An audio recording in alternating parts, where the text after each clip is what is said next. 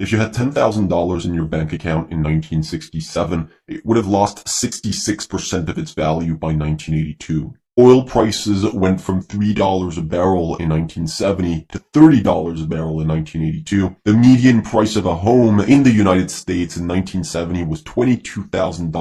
By 1980, it had tripled to $66,000. This is not fiction. This is something that actually happened, and the reality is it could happen again. Home prices have already surged from $320,000 to $420,000 since 2020. The US dollar has yet again lost almost 20% of its purchasing power just over the last 3 years, and that's a result of the largest spike in inflation since the 1970s. In fact, many economists have already suggested that inflation is following a similar path to the 1970s. And of course, we do see some similarities in the way that inflation is behaving. We saw 3 waves of inflation in the United States in the 1970s, progressively larger and larger, which you could extrapolate to today and say that we're still due for another massive wave of inflation. And we've already just seen 2 consecutive positive readings showing that inflation is once again moving higher since the month of June. Oil prices have already climbed by nearly 40% since June. The price of sugar has almost tripled since 2020, and just since June of this year it is already up 20%. The price of live cattle has more than doubled since 2020, and since the beginning of this year it is already up by 21%. All of that leading to inflation peaking at 9% in June of 2022, and now the inflation rate turning back up again since June of 2023. If we decompose what has actually driven this inflation rate since 2020, the biggest contributor is without a doubt energy. Not because it's the largest component of the CPI. You can see, for example, the services component in black here is a much larger contributor to the inflation rate, but it's very stable and slow moving. If you look at the energy component in blue, you can see it's a lot more volatile. The energy component in 2020 was contributing negatively to inflation. If you remember back here, oil prices plummeted down to $0 per barrel at one point during the pandemic. Now, of course, the price of gas at the pump wasn't $0, but energy inflation was still declining rapidly, and within just a few months, that turned into a positive contribution for inflation in 2022. And actually fueled the entire first part of the move up in inflation. And in 2022, it has once again been negatively contributing to inflation.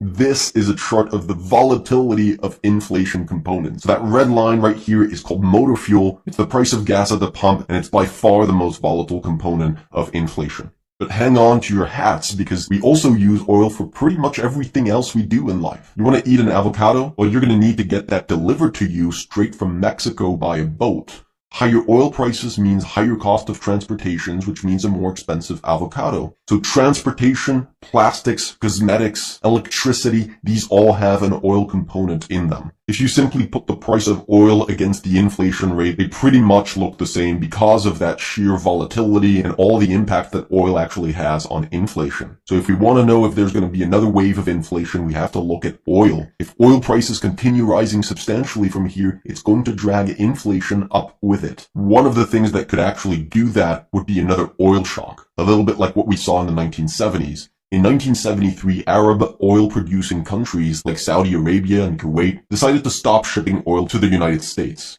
Oil prices surged overnight from $3 a barrel to $10 a barrel, setting off a massive wave of inflation where it actually reached 12% in 1974. Just for some context, that would be the equivalent of oil's price jumping from $90 jumping to $280 per barrel next week. Of course, that would be incredibly inflationary and would guarantee that we actually see another wave of inflation. Now, just last week, Saudi Arabia and Russia announced that they are cutting oil supply again. Now, with oil's price jumping by 40% since June, you could be wondering whether we are actually in the early innings of an oil supply shock that is similar to what we saw in the 1970s. Fortunately, that doesn't seem to be very likely. The United States has ramped up its oil production over the last 15 years, pretty much doubling it since 2009. Since 2018, the United States is now the biggest oil producer in the world. That means if there's another oil shortage, the US can just produce more oil to make up for that type of supply shock. This is actually what we saw in 2022 during the Russian invasion of Ukraine. US oil production picked up during that supply shock, limiting the damage. And in fact, since July of 2023, we've seen oil production pick up quite significantly here as oil prices have been rising and you've had some concerns around supply cuts. By the way, this big drop here was during the pandemic where oil prices were at $0 or almost at $0. So there was absolutely no incentive for oil producers in the US to actually produce oil. So while supply was a huge driver of oil's price between 1970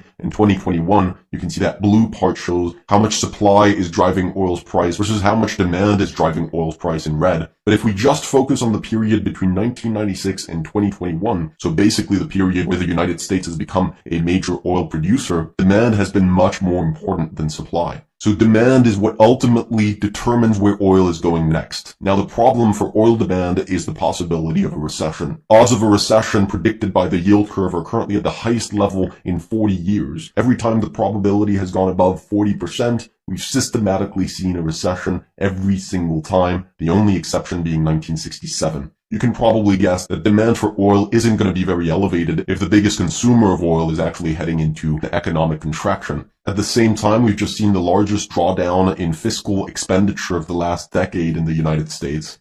You remember those big stimulus packages that saved the economy from collapsing during the COVID pandemic?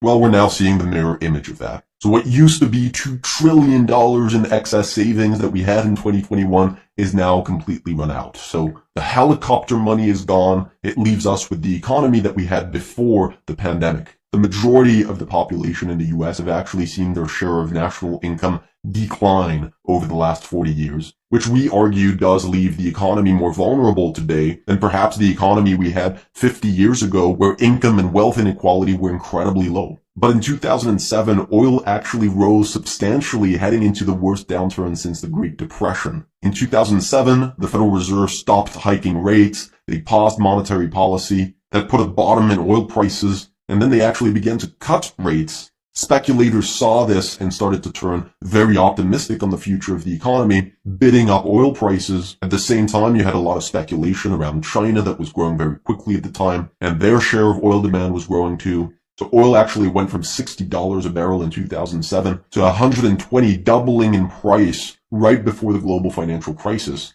So the 2007-2008 melt-up in oil prices is proof that you can have a melt-up in oil without real fundamentals and heading into a downturn. So that's a scenario we can't exclude for today if we see a speculative move in oil prices, and that could actually contribute to a lot of inflation. Of course, if this were to happen, it would completely crush the consumer that is already struggling today and likely could precipitate a recession like it did in 2008. But could we avoid a recession altogether? Remember, the government has the ability to avoid a downturn by injecting fiscal stimulus in the economy like it did during COVID. If we see fiscal government spending pick back up to support the economy and the central bank begins to lower interest rates in an effort to avoid a recession, well, in that case, the US economy could actually end up avoiding a recession altogether, head into another period of strong economic growth. Now, in that case, demand for oil would pick back up sustainably enough to lead to another large move up in energy prices and inevitably leading inflation much higher over the long run. That's the no landing scenario.